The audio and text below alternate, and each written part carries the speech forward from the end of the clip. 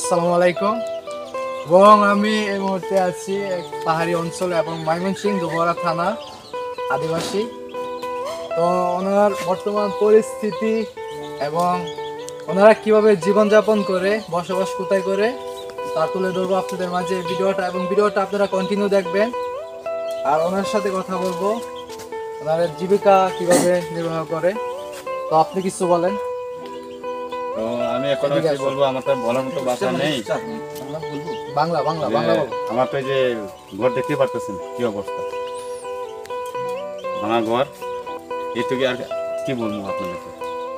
আপনি কিভাবে, মানে আপনি কর্ম কি? আমার কর্মশিক্ষা কৃষি। কৃষি কাজ করেন? হ্যাঁ, কৃষি। আপনাদের গ্রামের নামটা বলেন।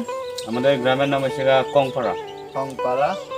আসলে যে কথাটা না বললেই হয়, আমি এসে যে জিনিসটা লক্ষ্য করলাম, মানে তারা যেভাবে বসবাস করে, খুবই কষ্টদায়ক একটা বিষয়। এবং এখানে আমার মনে হয় না যে পানির ব্যবস্থা আছে।